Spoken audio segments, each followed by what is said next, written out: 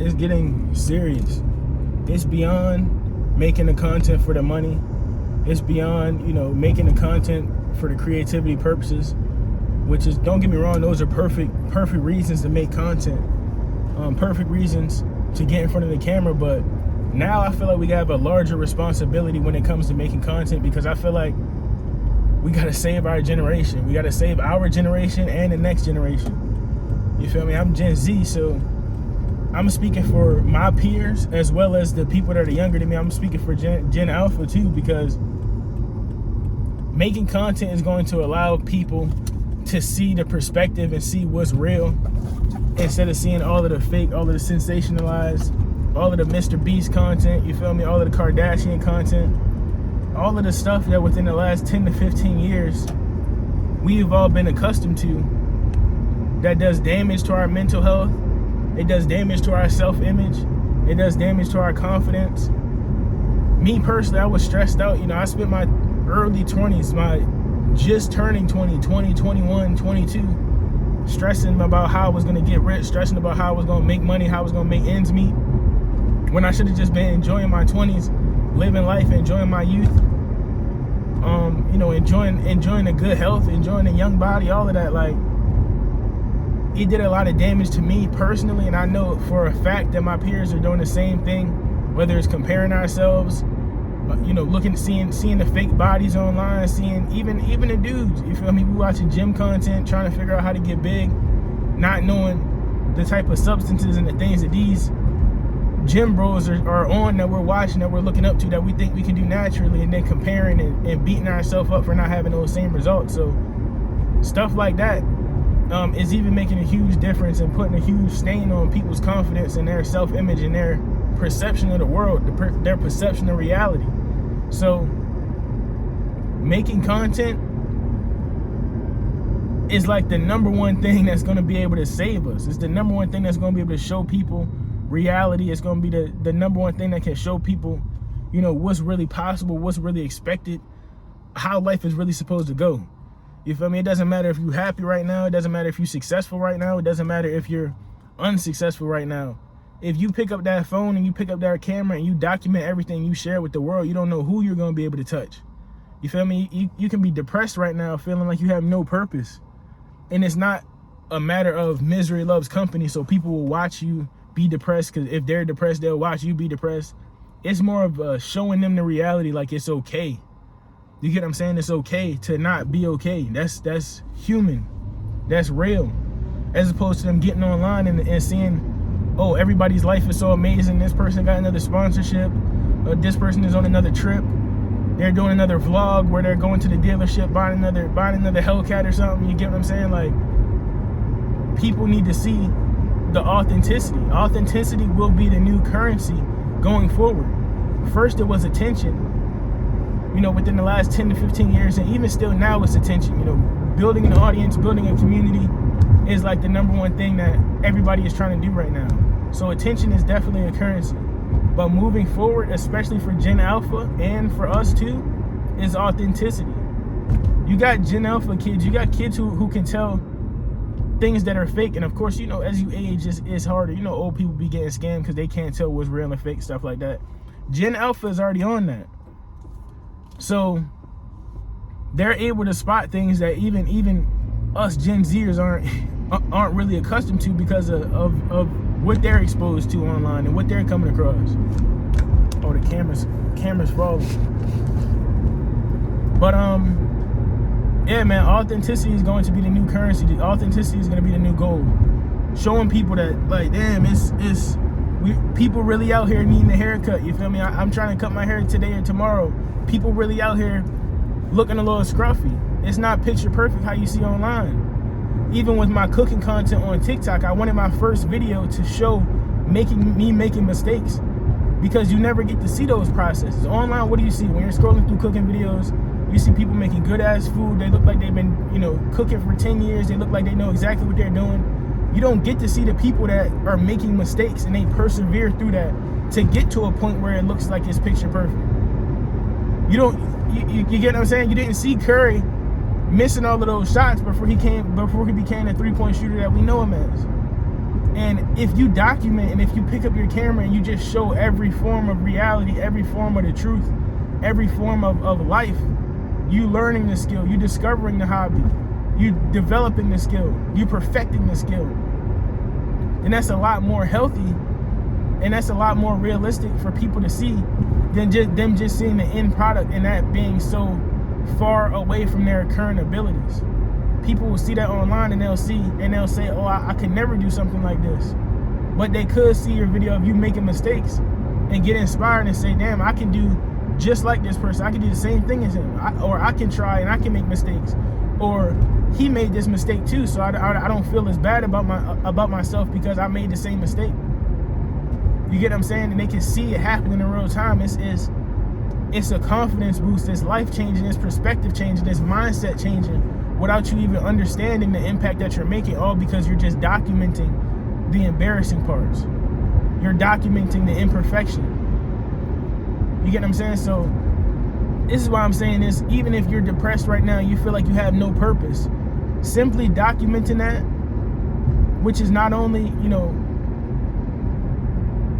making you more resilient because you're not afraid to be vulnerable in front of the internet like that, in front of those eyes, but you could also be making a crazy impact on somebody that's going through the same thing, because it's somebody out there who feels like it's just them. It's somebody out there who feels like they're the only person who wakes up tired and burnt out every day, or they're the only person who's fighting themselves because they don't know if they need to toughen up and just push through the job that they hate. They think it's only them going through these things. So picking up your phone and letting them know and just showing them the real is giving people hope. And it's literally going to be the thing that saves our generation. Those unaliving numbers and all of those dark things that people don't really like to address and don't like to be 100 about and let people know about, is those are contributing factors to those stats and to those numbers. So if we could just show people a little bit of hope, show people they're not alone in whatever it is, starting a new hobby, making tough life decisions, people's financial situations, that's what people value now. They're over the Mr. Beast, they're over the flashy thumbnails, they're over the giving whoever stands in this circle wins $1 million. That's not a lot of our realities. And as much as people want it to be their reality and they want to be able to get to that and do things like that, that's not our current reality. So seeing that and just being flooded by that every single day, 24/7, whether it's scrolling through TikTok, scrolling through Instagram, looking at YouTube, this person bought another car or this person's doing something else, they're, Mr. Beast is giving away another $1 million. That's not doing anything but creating subconscious comparisons and making people feel worse about themselves. We need more people like you and I to just pick up the camera and show the reality of what it is. Pick up the camera and show yourself driving to work right now and saying, damn, when I'm driving to work, I be fucked up in the morning, but I be having these thoughts that could possibly change my circumstances, or I'm having these thoughts that I should at least share with somebody else because they're probably doing the same thing. They're probably driving to work, either making a video or listening to something to motivate them and push them through the day the same exact way that I'm doing it. Right? So we can save our generation with this shit, bro. We can really make crazy impacts. This is like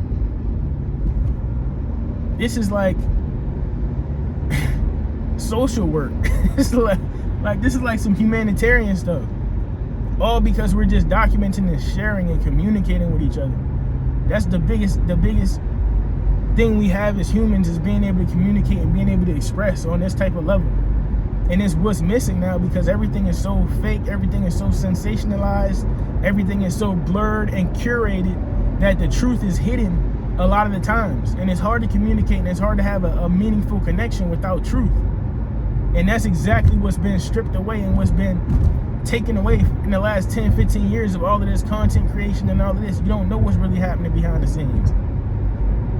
That's going to be the new style of content, and showing people what's happening behind the scenes, showing people the good and the bad, because we no longer want content to be entertained or be entertained by content. We want to be able to relate to the content.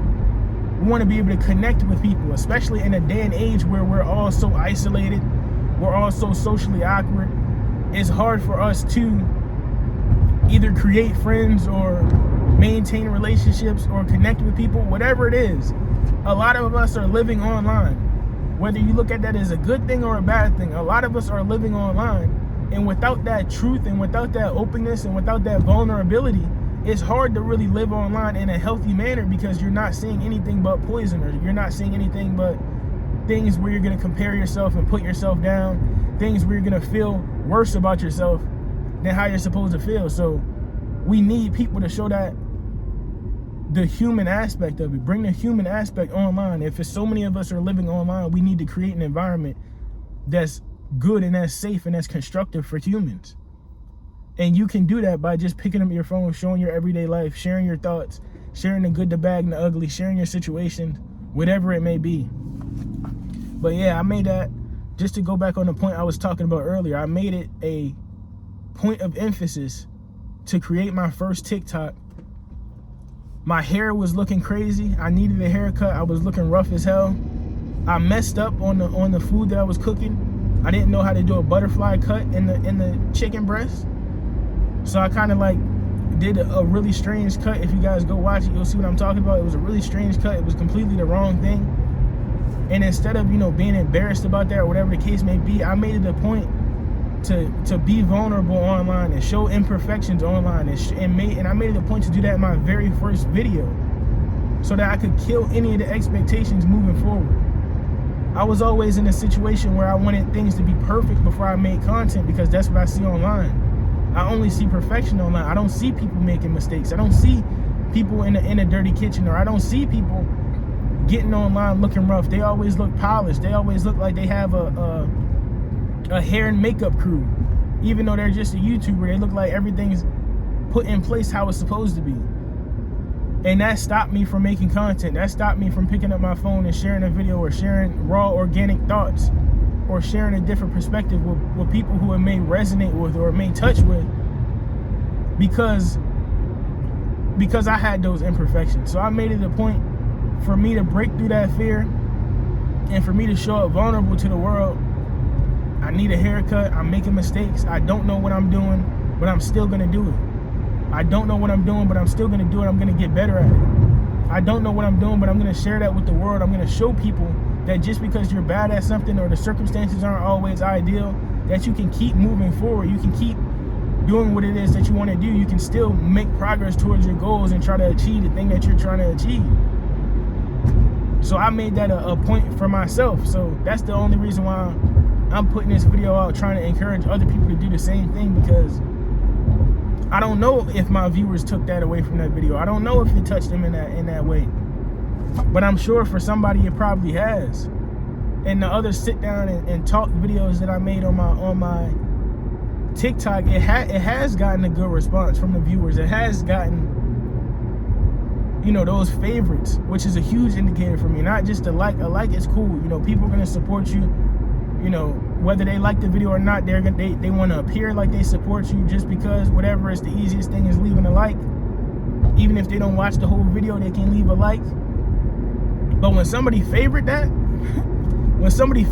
and they say, damn, this is a word I'm gonna come back to later, and I need to listen to this again, and this is something that stuck with me, that's a big indicator that I was doing something right, as far as, again, just being vulnerable and open enough to share that perspective. In that video that I made, talking about how we need to accept compliments and dig deeper into the compliments that we receive, and really try to digest and think about the compliments that we receive. But yeah, man, that's really all I want to talk about. Is we have the ability now to save our generation. Again, people want to do the content for the money, cool. Additional income, creativity, a creative outlet, and purpose. Like I said, if you're depressed right now and you feel like you have no purpose, you have no direction, you don't know how fulfilling it could be to just pick up that camera, share that experience, and touch somebody with it, and motivate somebody with it, give somebody hope who's going through the same thing, make them feel like they're not alone, make them feel like they got somebody that can relate to them and that they can go through this with. You feel me? It can change everything. And it's not just our generation, it's the next generation, because Generation Alpha is already growing up in this. They already see the BS. They already seeing through it. I be trying to explain to my brother, like, this stuff you see online is fake, but he know that now. And the kids that are younger are gonna know that now, especially with their access to information and them coming across videos like this and people like you and I that are gonna be able to let them know, like, this is not reality. You know, and it's not to crush them, it's just to make them aware of what life actually is and what they're actually capable of doing and how they can actually live a fulfilling life instead of being stressed, having self-hatred, belittling themselves because of them comparing themselves to what they see online or influencers or whatever they're seeing on YouTube, right? So I think it's a healthy thing, and I think we can all make a difference. So I challenge y'all to do that.